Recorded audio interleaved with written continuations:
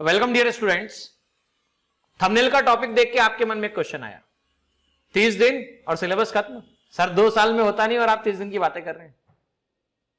ईमानदारी से बोला जाए तो 2 साल में अभी तक हम लोगों का सिलेबस हम जो तैयारी कर रहे हैं और मेहनत ले रहे हैं, वो तो अभी तक प्रॉपर तरह से हम फील कर रहे हैं, खत्म नहीं हुआ है। और आप कह रहे हैं 30 दिन में सिलेबस खत्म। ये क्वेश्चन आपके मन में डेफिनेटली आता है और इस क्वेश्चन का जवाब है सिलेबस खत्म का कतई मतलब ये नहीं जो आप समझ रहे हैं। सिलेबस खत्म का सीधा मतलब जो मैं कहना चाह रहा हूं, पहले मैं वो कन्वे करूंगा। देखिए, आप समय ऐसा है कि जब आप सोचते हैं कि आप घर पे जाके क्या करें और क्या पढ़ें और क्या ना पढ़ें। अभी तक सवाल था सब कुछ पढ़े गहराई में जाए। अब सवाल यह है कि कितनी गहराई में जा चुके हैं, उसमें से क्या समेट के बाहर लेकर आए। तो इस सवाल का जवाब यह है कि आने वाले इन 30 लेक्चर्स में, 30 दिन का मतलब 30 लेक्चर, जिनका टाइम टेबल और शेड्यूल के हिसाब से जो स्ट्रक्चर देखा जाए वो जाता है 60 दिन।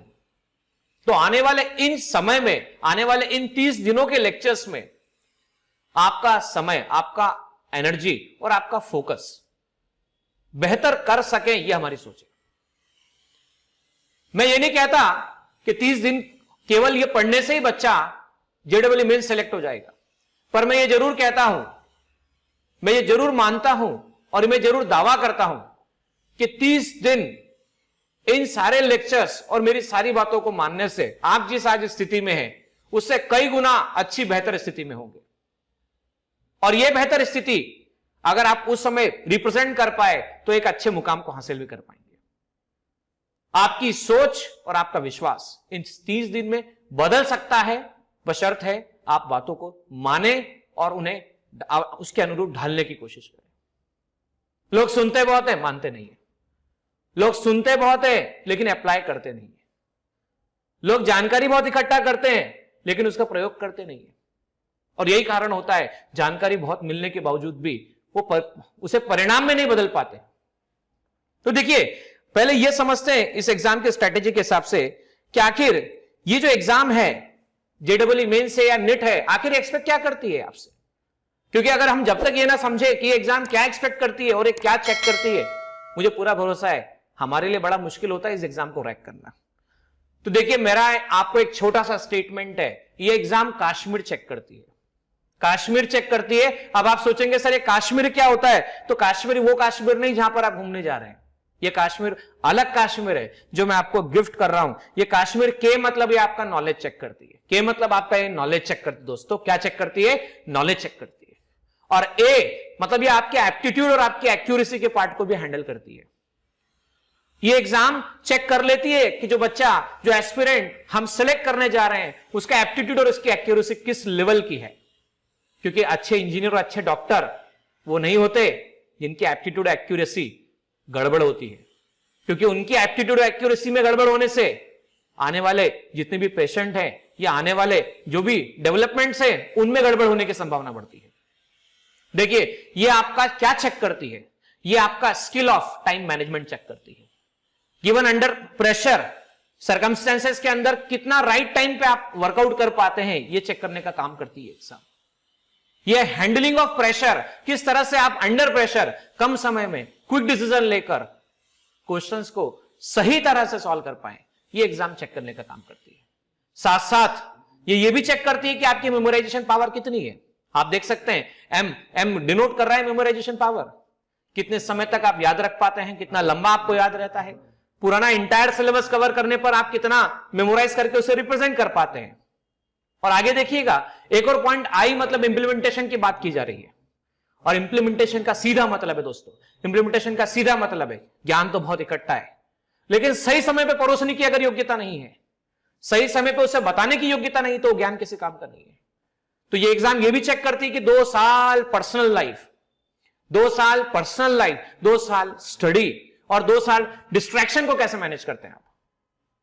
साथ साथ में राइट रिएक्शन, और राइट रिएक्शन के बाद आपका क्या होगा एक्शन, ये पूरी बातों को चेक करने का काम ये एग्जाम करती है। तो कश्मीर का एक बार वापस से देखिएगा, के मींस हम फाइनली कंक्लूड कर रहे हैं knowledge, aptitude and accuracy, skill of time management, H handling of the pressure, memorisation ability, implementation और आर की बात करें हम तो right reaction and taking the right action at that particular decision. तो ये चेक करने का काम करती है। और अब देखिए बात ये आती है कि सर अब हमारे पास में ये तो हम समझ चुके हैं कि ये एग्जाम चेक क्या कर रही है। अब अगला प्रश्न सर ये है कि जो समय हमारे पास मौजूद है सर, उस कम समय में हम किस तरह से अच्छा आउटपुट दे सके। तो बच्चों एक बार फिर कह रहा हूं, मैं आपको एक छोटी सी ट्रिक देने जा रहा हूं। उस ट्रिक का नाम है एनएलपी ट्रिक। यहां जैसे ही बच्चा एनएलपी सुनता है ना, एनएलपी, तो उसके दिमाग में आता है न्यूरो लिंग्विस्टिक प्रोग्रामिंग। नहीं, ये न्यूरो लिंग्विस्टिक प्रोग्रामिंग ट्रिक नहीं है, ये कुछ और ट्रिक है। ये देखिए ये एनएलपी ट्रिक क्या है। तो एन का सीधा मतलब है नोट्स ऑफ एनसीईआरटी या एनसीईआरटी की किताब आपके लिए बहुत ज्यादा इंपॉर्टेंस रखती है। कई बच्चे एनसीईआरटी की किताब को ऐसा समझते हैं कि किसी काम के नहीं है।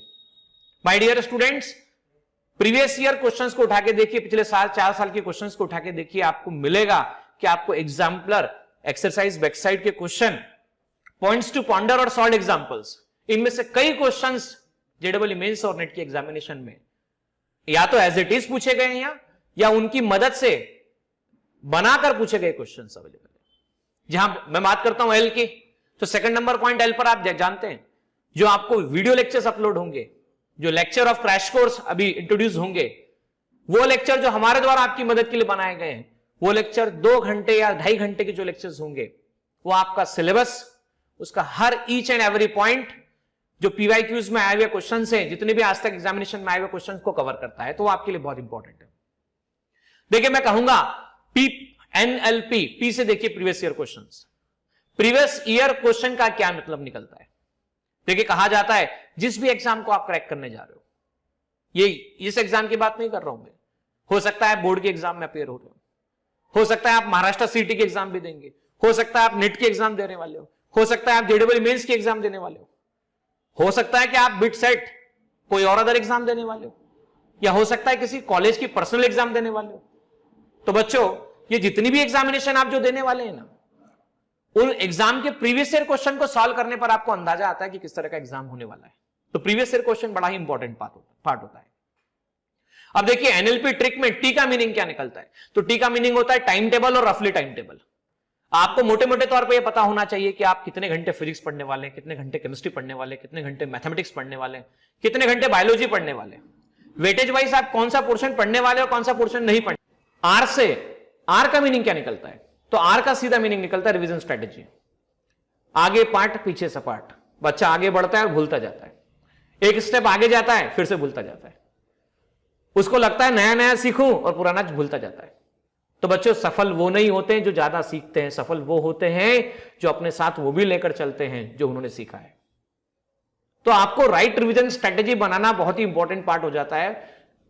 और अगर आपको किसी भी स्टूडेंट को रिवीजन स्ट्रेटेजी में कोई समस्या हो तो हम इस पर बात भी कर सकते हैं और सेपरेटली इसके बारे में डिस्कशन भी कर सकते हैं। अब हम बात करते हैं आई के बारे में, इंप्लीमेंटेशन के बारे में। देखिए आपने नॉलेज इकट्ठा कर लिया, प्रीवियस की इकट्ठे कर लिए, नोट्स बना लिए, हैंड रिटन नोट्स हो गए आपके। अब आप ये जो नॉलेज है, जैसा कि एग्जाम में मैंने कहा था एग्जाम क्या चेक करती है, तो एग्जाम आपका प्रेशर हैंडलिंग एबिलिटी चेक करती है, टेस्टिंग चेक करती है, टाइम मैनेजमेंट चेक करती है। तो सिंपल सी बात ये बच्चों, अगर आप नेट की एग्जामिनेशन दे रहे हैं तो हर बच्चा बायोलॉजी सब्जेक्ट पहले लेगा, केमिस्ट्री बाद में लेगा और सबसे आखिरी में फिजिक्स उठाएगा। तो ऑन एन एवरेज ऐसा देखा जाता है कि फिजिक्स के क्वेश्चन सॉल्व करने के लिए आपको 45 मिनट आसपास मिलते हैं और 45 मिनट ही क्वेश्चन होते हैं, 45 क्वेश्चन होते हैं। मतलब बच्चों 1 मिनट में एक क्वेश्चन आपको सही सॉल्व करना होता है। समझना ध्यान से मैं क्या कह रहा हूं, 1 मिनट में एक क्वेश्चन सही सॉल्व करना होता है। और विचार कीजिए अक्सर हम वहीं पर सही क्वेश्चन सॉल्व कर पाते हैं जहां पर हमने पहले कभी सॉल्व करके देखा है। तो सिंपल सी बात है, अगर 45 मिनट में अगर 45 क्वेश्चन करने, तो घर पे आपकी प्रैक्टिस ऐसी होनी चाहिए कि आप 40 मिनट में 45 क्वेश्चन सॉल्व कर पाए। सेम हम बात करें जेडबल मेंस के लिए, तो same under the time bound practice आपका जो ज्ञान है, इंप्लीमेंटेशन करना होगा आपको वाया टेस्टिंग, और वही टेस्टिंग से आपको अपने एरर को मिनिमाइज करने की कोशिश करना चाहिए। तो हम यहां पर क्या बात कर रहे हैं, हम वापस से कह रहे हैं कि आपको इंप्लीमेंटेशन वाया टेस्टिंग बड़ा ही इंपॉर्टेंट पार्ट है। और आपको अगली बात सी से देखिए, सी से क्या है, cross checking of the errors. आपने गलतियां किया, क्रॉस चेक किया, आपने नोट्स बनाए, किस तरह की मिस्टेक है, सिली मिस्टेक है, डीप मिस्टेक है या कैसी मिस्टेक है, उसको लिखा और आपने एक डाउट कॉपी बनाई या आपने टेस्ट कॉपी बनाई जिसमें आपने अपने आंकड़ों को लिखा, मेजरमेंट्स को लिखा, आंकड़ों को लिखा कि कितना मार्क्स रहा था। पिछला मार्क्स क्या था, अगला मार्क्स क्या होगा। ये लिखने के बाद बड़ी सहजता से आप देख पाएंगे कि आपके अंदर डेवलपमेंट हो रहा है या नहीं हो रहा है। और लास्ट में सबसे इंपॉर्टेंट पॉइंट मैं आपसे कहूंगा, सब बच्चे बोलेंगे या सब बच्चे सोचेंगे कि हमेशा हर टीचर पढ़ाई की बात करता है। मैं बोलूंगा सिर्फ पढ़ाई की बात नहीं कर रहा हूं, मैं आपसे कह रहा हूं आपको लास्ट में देखिए ट्रिक में TRICK में के मतलब आपको ये मालूम होना चाहिए, you should know the time of relaxation.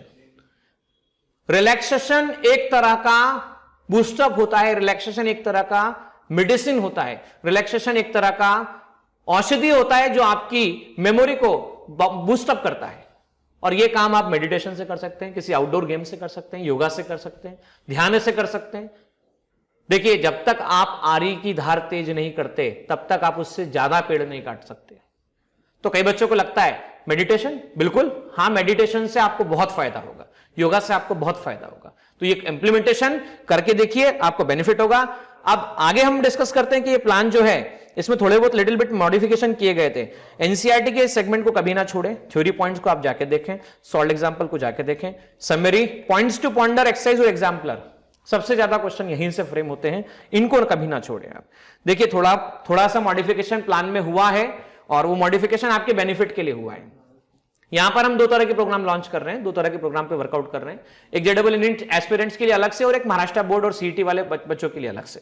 तो देखिए यहां पर 21 तारीख से प्रोग्राम शुरू हो रहा है, ठीक है, 21 तारीख से प्रोग्राम शुरू हो रहा है, 21 से प्रोग्राम शुरू हो रहा है। आपको ये लेक्चर्स इस प्रोग्राम के अकॉर्डिंग मिलने वाले हैं, ठीक है ना स्टूडेंट्स। तो ये आप देख सकते हैं शेड्यूल में, एक बार आपके सामने स्क्रीन पे शेयर कर रहा हूं। इस शेड्यूल के मुताबिक आपको अपना खुद का एक प्लान तैयार करना है जिसमें आप खुद अपनी रिवीजन स्ट्रेटेजी फॉलो करेंगे। आपको गिवन टाइम पर, गिवन डेट पर लगभग रात के 9 बजे के आसपास आपको लेक्चर मिलने की पूरी संभावना है।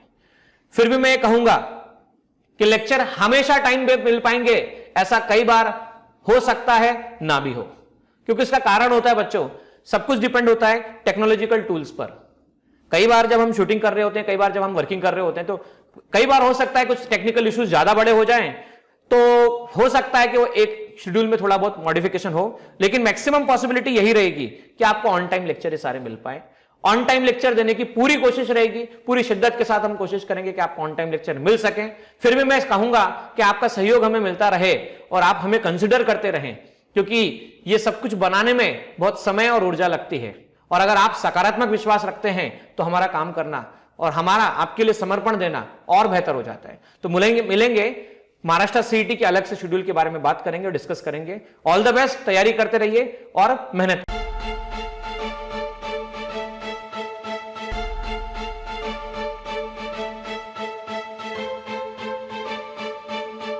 पुरोहित अकॅडमी, मेन ब्रांच प्रभात चौक, MJ कॉलेज रोड, लोकमान्य हॉस्पिटलच्या बाजूला, जळगाव आणि पांडे क्लासेस जवळ, बंधन बँके शेजारी, ट्रॅफिक गार्डनच्या समोर, जळगाव।